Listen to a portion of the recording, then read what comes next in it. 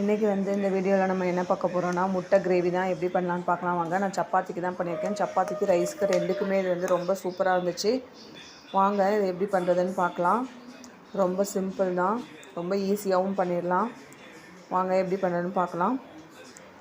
ஒரு கடாயில் எண்ணெய் ஊற்றிட்டு கொஞ்சமாக பட்டை, கிராம்பு, ஒரு சின்ன பட்டை, சின்ன ஒரு துண்டு கிராம்பு, 2 ஏலக்காய், கொஞ்சமாக சோம்பு போட்டிருக்கேன். ஒரு 1/4 ஸ்பூன் சோம்பு போட்டிருக்கேன்.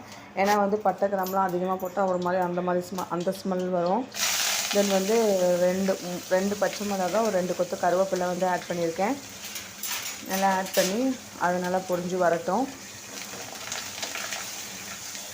ஸ்பைசஸ் ஐட்டம் வந்து கொஞ்சம் கம்மியாக, ஏன்னா நான் வந்து கம்மியாக தான் செய்ய போகிறேன், அதனால் வந்து நான் கம்மியாக ஆட் பண்ணியிருக்கேன். ரொம்ப எழுதினீங்கன்னா அந்த ஸ்மெல் வரும். இப்போ ஆட் பண்ணிவிட்டு ஒரு மீடியம் சைஸ்னால் ஒரு 3 பெரிய வெங்காயம் வந்து கொஞ்சம் வெங்காயம் தக்காளி வந்து இதுக்கு வந்து அதிகமாக போடணும். ஏன்னா கிரேவி அப்போ தான் வந்து கிரேவி கொடுக்கும். 3 பெரிய வெங்காயம் வந்து நல்லா சின்னதாக குட்டி குட்டியாக அரிஞ்சு வச்சுருக்கேன். அதை ஆட் பண்ணிக்கிறேன். அதை ஆட் பண்ணி நல்லா வணக்கி விட்டுக்கலாம். நல்லா பாருங்கள், உப்பு சேர்த்து நல்லா வணக்கி விட்டுக்கலாம். இந்த ஸ்டேஜில் நல்லா கண்ணாடி பதத்தில் நல்லா வணங்கினதும் கொஞ்சமாக இஞ்சி பூண்டு பேஸ்ட்டு ஒரு 2 ஸ்பூன் அரைச்சி வச்சுருக்கேன், அதை ஆட் பண்ணிக்கலாம். இஞ்சி பூண்டு பேஸ்ட்டு போட்டு நல்லா வணங்கட்டும், வணக்கி விட்டுக்கலாம்.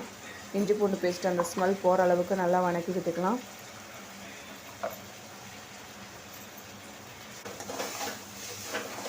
நல்லா வணக்கினதும் இது வந்து பக்கத்தில் வந்து முட்டை வேக வச்சுருந்தேன், அது வந்து நல்லா வெந்துருச்சு. தென் வந்து இப்போ வந்து தக்காளி சேர்த்துக்கலாம். இஞ்சி பூண்டு பேஸ்ட்டு அந்த ஸ்மெல்லாம் போனதுக்கப்புறம் தக்காளி சேர்த்துக்கலாம். தக்காளி சேர்த்து நல்லா வணங்கணும். தக்காளி நல்லா வணங்கிறதுக்கு கொஞ்சமாக உப்பு மஞ்சத்தூளும் ஆட் பண்ணிக்கலாம். அப்போ தான் வந்து நல்லா வணங்கும், சீக்கிரமும் வணங்கும், கொஞ்சம் வந்து நமக்கு வந்து ஈஸியாக இருக்கும்.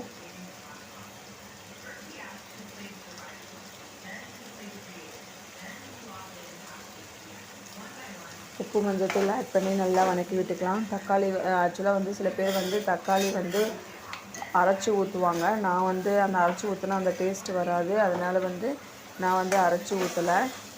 இதுலேயே வந்து நல்லா வணக்கி விட்டுக்கலாம் அப்படின்னு சொல்லிட்டு நான் வந்து அரைச்சி ஊற்றலை. இப்போ வந்து உப்பு மஞ்சத்தூள் சேர்த்து நல்லா வணக்கி விட்டுக்கலாம். நல்லா வந்து நல்லா பேஸ்ட் ஆகிற அளவுக்கு, நல்லா குழஞ்சி நல்லா பேஸ்ட் ஆகிற அளவுக்கு நல்லா வணக்கி விட்டுக்கலாம்.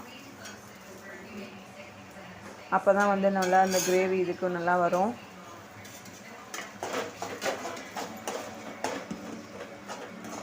முட்டை வந்து வேக வச்சு அதை உரித்து வச்சுருக்கேன். உரித்து அந்த மாதிரி எல்லா இடத்துலையும் இந்த கீரி வச்சுக்கலாம்.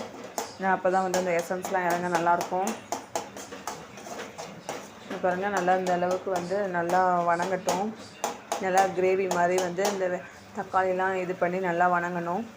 அப்புறமேட்டுக்கு வந்து நான் தனி மிளகாத்தூள் தான் ஆட் பண்ணியிருக்கேன். கொஞ்சமாக கொத்தமல்லி தூள், கொஞ்சமாக தனி மிளகாத்தூள் ஆட் பண்ணியிருக்கேன். நீங்கள் காரத்துக்கு ஏற்ற மாதிரி ஆட் பண்ணிக்கோங்க. இல்லை வேறு கரம் மசாலா எதுவும் ஆட் பண்ணலை, அந்த ஸ்மெல் வந்து அது வேறு மாதிரி இருக்கும். அதனால் வந்து நான் ஒன்லி வந்து தனி மிளகாத்தூள், கொஞ்சமாக ஒரு 1/2 ஸ்பூன் வந்து ஒரு 1/4 ஸ்பூன் தனி மிளகாத்தூள், ஏன்னா அது ஆல்ரெடி நம்ம பச்சை மிளகா போட்டிருக்கோம், அதுலேயே காரம் இருக்கும். 1/4 ஸ்பூன் தனி மிளகாத்தூள், ஒரு 1/4 ஸ்பூன் வந்து கொத்தமல்லி தூள் தான் ஆட் பண்ணியிருக்கேன்.